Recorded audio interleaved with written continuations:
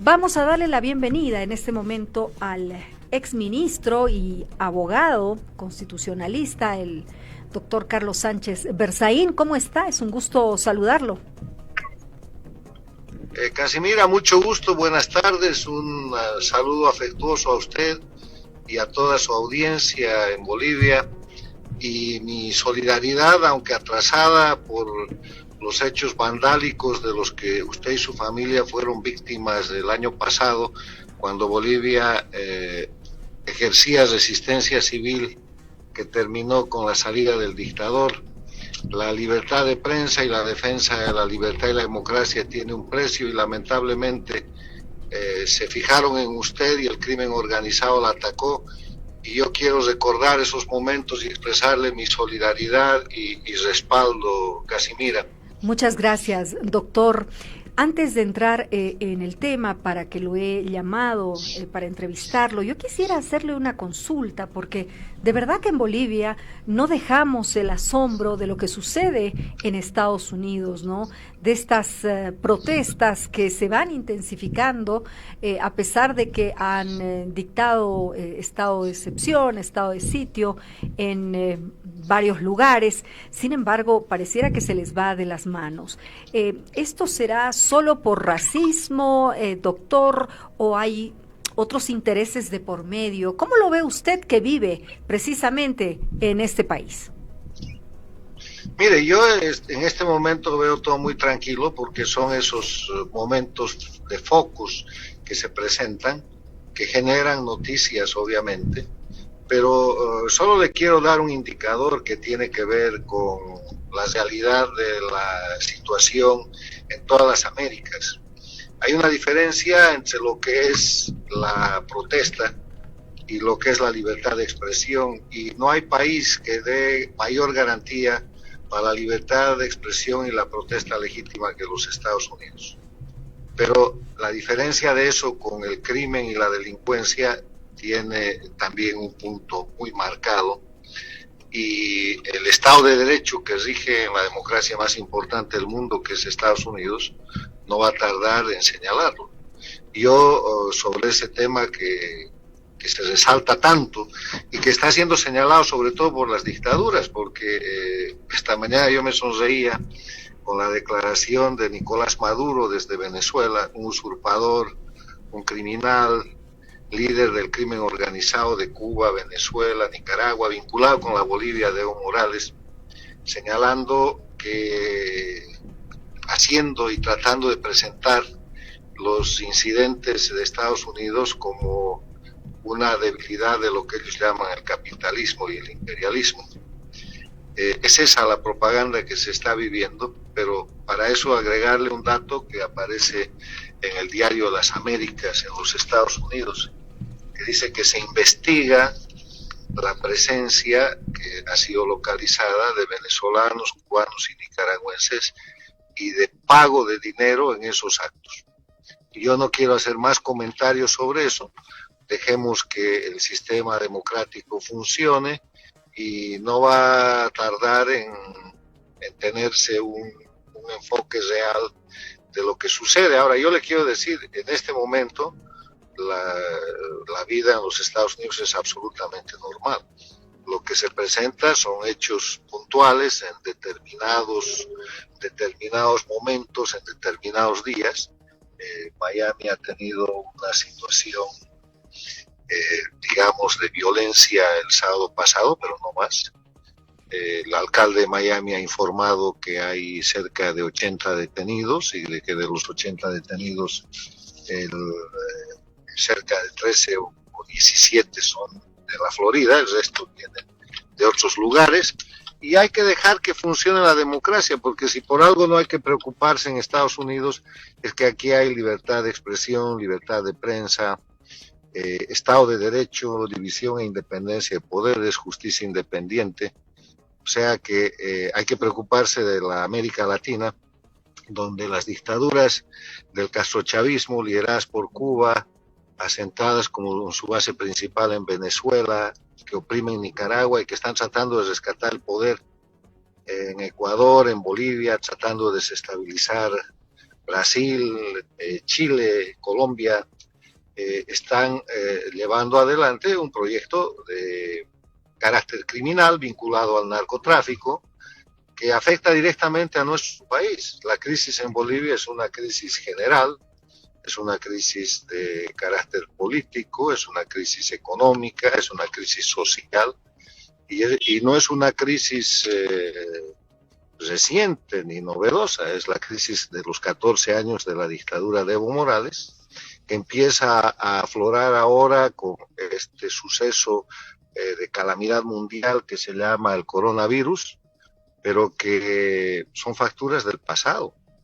Bolivia nunca ha sabido, cuando Evo Morales renunció y salió huyendo del poder, cuánto es la deuda externa, cuánto es la deuda interna, cuánto es la deuda a la China, qué ha pasado con los fondos de pensiones, qué ha pasado con los fondos de los sectores del magisterio, de las Fuerzas Armadas, del sector de salud, qué ha pasado con los fondos de capitalización individual.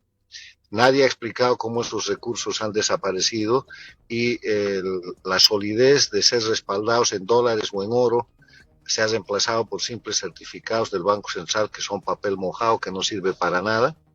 Nadie ha explicado por qué Bolivia el año 2003 era la principal potencia gasífera del Cono Sur y cuando Evo Morales se va del gobierno no hay gas.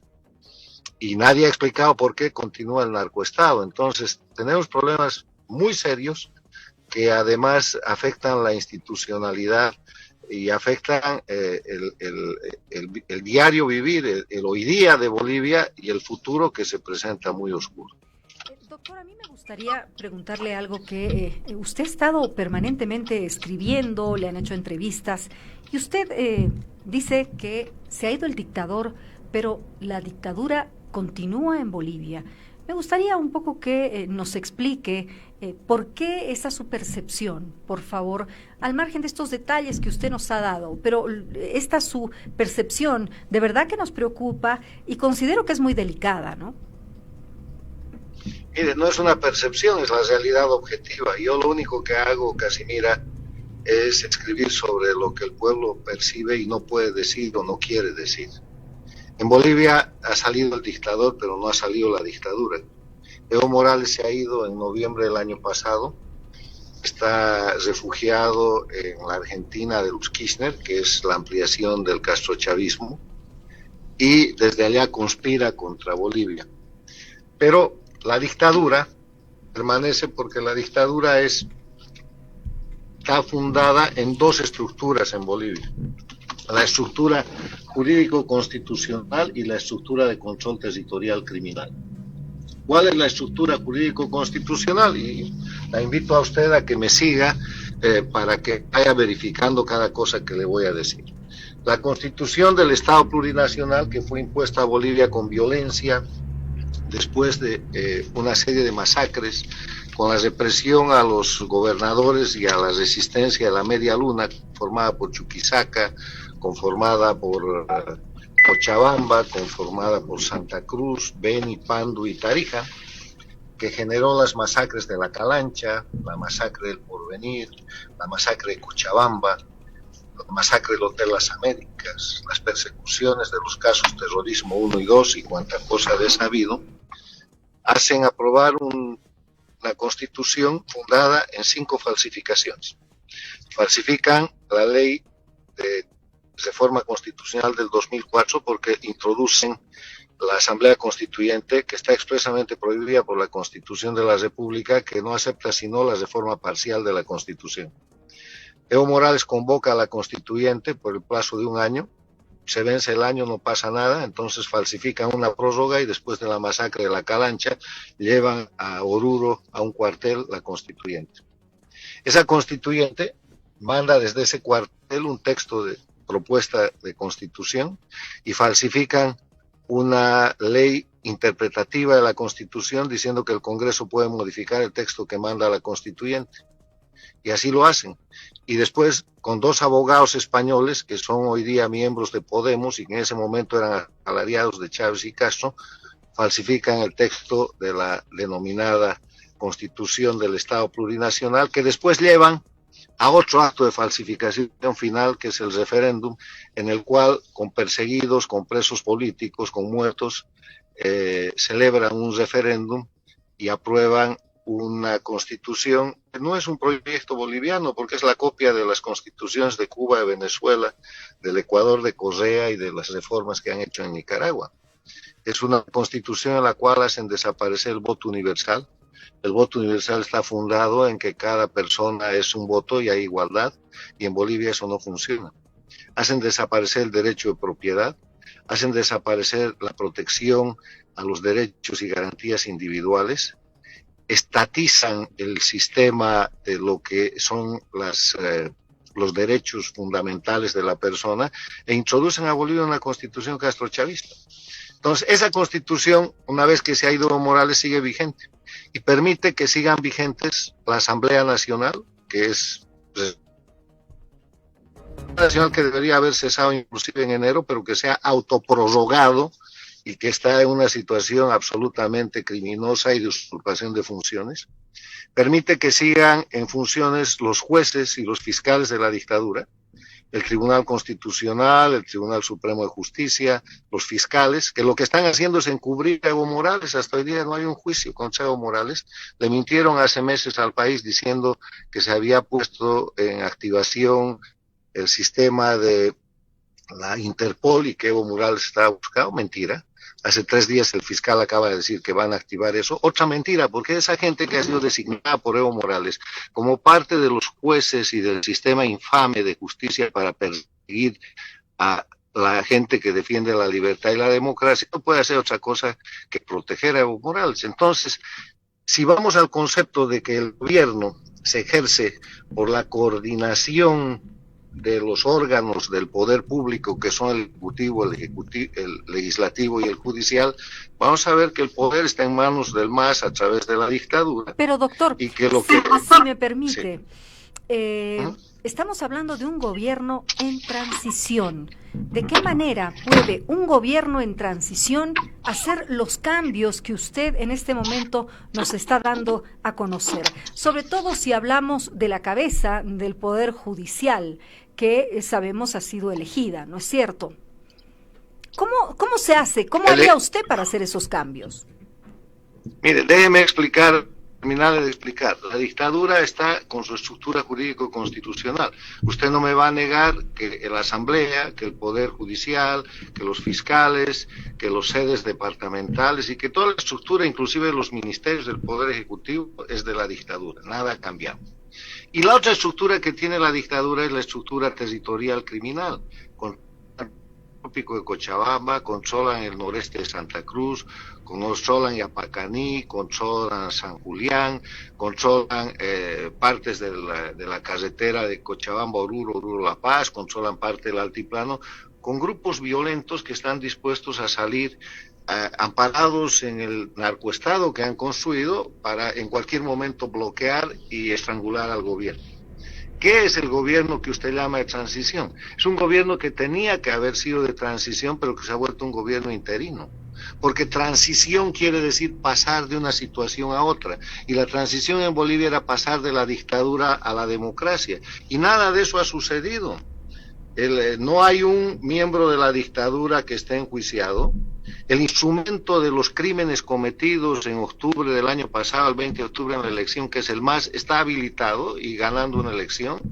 El ministro más importante del grupo del gobierno de Evo Morales, de la dictadura, es el candidato presidencial con más intención de voto hoy día en Bolivia, cuando debería estar enjuiciado y rindiendo cuentas de esas preguntas que yo he hecho al empezar este programa. ¿Cuánto es la deuda externa? ¿Dónde está el escándalo de las barcazas chinas? ¿Dónde está el escándalo de la compra del avión para la presidencia? ¿Dónde están 100.000 escándalos, incluyendo el dinero que han votado en el cuento de la defensa del mar en La Haya, que terminaron perdiendo? Entonces, no hay cambio alguno. Y el gobierno, que tenía que ser de transición, se ha ido convirtiendo en un gobierno interino que se ha acomodado al sistema dictatorial y que está pagando el precio. Porque los casos de corrupción que usted observa y que los bolivianos observamos hoy día de parte del gobierno interino, o que acusan al gobierno interino, el caso de los aviones, el caso de los viajes en plena cuarentena, el caso de los respiradores, el caso de ahora las compras de material para el Ministerio de Gobierno, y sabe Dios que más. Esta mañana salió en las redes un tema relativo a BOA. Todos esos casos son posibles porque el sistema dictatorial sigue funcionando, porque Antonio Morales está hecho para la corrupción. Es un sistema de corrupción centralizado en el que usted puede comprar lo que quiere cuando quiere, sin control alguno y sin ningún mecanismo de verificación que le garantiza la impunidad. O sea, el gobierno interino ha caído en el tema de la dictadura y está siendo consumido por el diseño estructural de la corrupción de la dictadura, bueno, en beneficio de algunos miembros del gobierno interino. O sea, aquí no ha cambiado nada y el pueblo boliviano se está dando cuenta de esa situación, y esa es la decepción hoy día de gente que dice, bueno, se fue el dictador, pero no se ha ido la dictadura. Este, en vez de ser un gobierno de transición, es un gobierno que continúa en la misma estructura. ¿Donde está el cambio? Y ese es el problema, agregado por el coronavirus, agregado por 80 días de cuarentena a un pueblo boliviano que ha permanecido aprisionado en sus domicilios en plena cosecha. Cuando con eso se ha liquidado gran parte de la economía nacional. Ya es un daño gigantesco el coronavirus contra la economía de un país, 70% de informalidad que es Bolivia, pero además si usted hace cuarentena en tiempo de cosecha, cierra los mercados, cierra el transporte, cierra toda posibilidad de que la gente saque el resultado de su esfuerzo en el tema agropecuario, y ha liquidado económicamente a esa gente.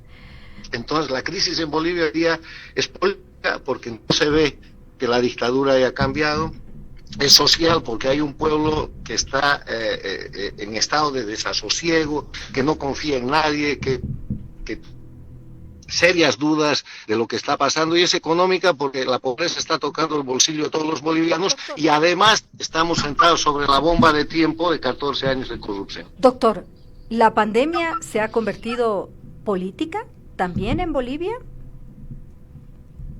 Bueno, la pandemia tiene tres aristas: política, de salud y económica, y si ese trípode no se maneja bien, el tema explota. La pandemia es un tema de responsabilidad política, que el gobierno interino lo asumió por completo de una manera centralizada, estatista y en mi criterio equivocada desde el principio, y que después de 80 días ha decidido descentralizar y mandarlo a las gobernaciones y a los municipios. Cuando hay un desafío de esa naturaleza, usted necesita una acción de unidad nacional y necesita una acción absolutamente descentralizada, pero lo ha hecho después de 80 días y de una decena de casos de corrupción. Y estamos viendo que ahora, ojalá yo esté equivocado, los datos que presenta la prensa es que los datos de la pandemia no bajan, se mantienen o suben. Hay departamentos en crisis como Santa Cruz, como Beni, Cochabamba en crecimiento, y estamos en una situación de altísimo riesgo como país. O sea, la pandemia no es que se ha convertido, es un tema de responsabilidad política, es un tema de conducción política, es un tema de liderazgo político. Y decir lo contrario es pecar, pero es al propio tiempo un tema de salud y un tema de mantenimiento económico. Y en Bolivia la economía está liquidada, el sistema de salud con grandes tropiezos, el dictador no dejó sistema de salud en pie, con la presencia de los médicos cubanos y con la construcción de canchas de fútbol en vez de construir hospitales. Evo Morales liquidó el sistema de salud que había en Bolivia, pero después de eso han venido 3 ministros de salud en una gestión de 6 meses que no ayuda, con un caso o varios casos de corrupción que son horribles, y el sistema de salud está en una situación doctor, como de médicos y de personal boliviano que hace lo que puede. A su juicio, ¿qué debería hacer la presidenta Yanine Áñez en este momento? Yo creo que tiene que recuperar la agenda de la transición, y la agenda de la transición que el pueblo boliviano le encargó a ella era la de que, salido el dictador, había que cesar la dictadura. Y cesar la dictadura quiere decir terminar la constitución del Estado plurinacional, cesar la Asamblea, inhabilitar al MAS, enjuiciar en el marco del debido proceso legal a los responsables de la dictadura de 14 años y de la construcción del narcoestado, recuperar los espacios territoriales que hoy día están controlados por el narcotráfico, que son parte de ese Estado plurinacional, y eso se hace sencillamente reconociendo la vigencia de la Constitución Política del Estado de la República de Bolivia de 1937, reformada el año 90. Perdón, si yo le entiendo, lo que debería hacer la presidenta Yanine Áñez, perdón, doctor, si yo le entiendo, lo que debería hacer la presidenta Yanine Áñez entonces es volver a la República de Bolivia, ¿eso dice? Tenía que haber hecho el primer día, cuando ella tomó la presidencia de la República, tenía que haber cesado el atropello y los actos de hecho que han creado, que han falsificado el Estado plurinacional. Porque para hacer el Estado plurinacional le he demostrado que hay 5 falsificaciones y además de eso han habido más de una decena de masacres. El Estado plurinacional solo se sostiene por la fuerza. Ha cesado la fuerza cuando se ha ido el dictador y lo correcto era restaurar el Estado de Derecho, y eso se hace volviendo al Estado anterior a la violencia que se hizo para imponerle a Bolivia un proyecto que no es boliviano, es un proyecto castrochavista transnacional de Cuba y Venezuela, que es la constitución del Estado plurinacional.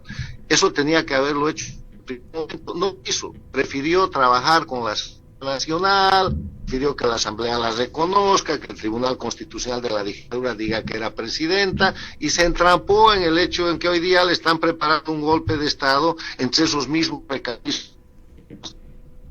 Tiene que volver al principio y tiene que rescatar la agenda que le encomendó el pueblo boliviano. Salido el dictador, tiene que cesar la dictadura. Y la única manera seria de cesar la dictadura es volver a la República de Bolivia en base al artículo 31 de la Constitución Política de la República, que dice: son nulos los actos de quienes usurpen funciones o ejerzan jurisdicción o competencia que no emana de la ley. Y esos 5 actos que le he señalado, y hay más, son nulos, y esa nulidad no necesita ser declarada por nadie porque está establecida por un precepto constitucional. Se necesita un presidente que reconozca la vigencia de la Constitución, que retorne a la República de Bolivia, que constituya un proyecto de unidad nacional, porque cuando los bolivianos, a través de la resistencia civil, logran que Evo Morales renuncie y que entre un presidente que tenía que ser transitorio, una presidenta que tenía que ser transitoria, lo que le estaban diciendo a esa presidenta es: condúcenos a la democracia, no condúcenos a continuar con las reglas, la Constitución y las leyes de la dictadura y a seguir con la corrupción de la dictadura con caras diferentes. O sea, hay que rescatar la agenda. Hace un momento usted decía que la presidenta y bueno, todo su gabinete cree que hay conspiraciones de golpe de Estado a este gobierno en transición. Yo le hago la pregunta porque usted ha estado hablando de que efectivamente hay conspiraciones con golpe de Estado en proceso, por lo menos en Ecuador, en Brasil, en Bolivia, y un recrudecimiento de la agenda desestabilizadora en Chile, Colombia y Perú. Sí, eso se trata de, además son hechos confesados, son hechos probados. Le voy a dar los datos. Las dictaduras del castrochavismo, después de la de Evo Morales, reúnen a su grupo operativo que se llama el Foro de Sao Paulo en Venezuela y ponen en marcha un proyecto de desestabilización en la región que incluye. Entonces se empiezan a producir el año pasado, noviembre, diciembre, octubre, un golpe de Estado en el Ecuador, que es contra el presidente Lenín Moreno, que es controlado. Se empiezan a producir los desmanes y los desbordes de Chile, que llevan a Chile a un referéndum en el cual están preguntando si quieren reformar su constitución, a la que le dicen la constitución de Pinochet, cuando es en verdad una constitución firmada por el presidente Lagos. Se incrementan los mecanismos de desestabilización en el Brasil para tapar la sentencia condenatoria a 17 años de cárcel que tiene Lula. que acaba de ser confirmada el mes pasado. Y en Bolivia se pone en marcha un proyecto que se llama Golpe con Golpe se paga, porque el castrochavismo ha señalado desde el principio que la llegada a la presidencia de la presidenta Áñez ha sido un golpe, cosa que no es así, porque Evo Morales renunció y salió corriendo y además pidió inclusive auxilio para ser trasladado a México. En todo caso, el golpe con golpe se paga es la posibilidad violenta de recuperar el poder en Bolivia y nos vamos a concentrar en eso. ¿Cómo funciona? Funciona con que los grupos de control territorial del narco que controla Evo Morales, en el trópico de Cochabamba, en el noreste de Santa Cruz, San Luis y Apacaní, en las intersecciones de Cochabamba, Oruro y en las zonas del altiplano paceño, se vuelven de una vez violentas nuevamente, lo han estado haciendo incluso en la cuarentena. La asamblea, que tiene 2/3, que es un instrumento de la dictadura, se reúne y ante esa situación designa por sus 2/3 presidenta a la señora Copa, que además ya ha anunciado que así será, incluso le ha puesto fecha. Y cuando eso sucede, solo hay que convencer a la policía y a las Fuerzas Armadas que se mantengan neutrales, y cuando la señora Copa toma el poder, dice que vuelva el señor Evo Morales y el castrochavismo ha recuperado el eslabón más importante del narcotráfico en las Américas, porque eso es lo que están disputando. Y si eso no está siendo visto por el gobierno interino de la señora Áñez, quiere decir que no están viendo nada, porque esto está en todos los análisis regionales respecto a la situación crítica del gobierno interino de Bolivia. Le agradecemos mucho, doctor Sánchez Berzaín, por estos minutos con Radio Compañera, y por supuesto que vamos a estar atentos a todas estas cosas que usted ha estado expresando esta tarde aquí en la radio y en nuestro país. Hasta una próxima oportunidad. Gracias, Casimira. Hasta luego.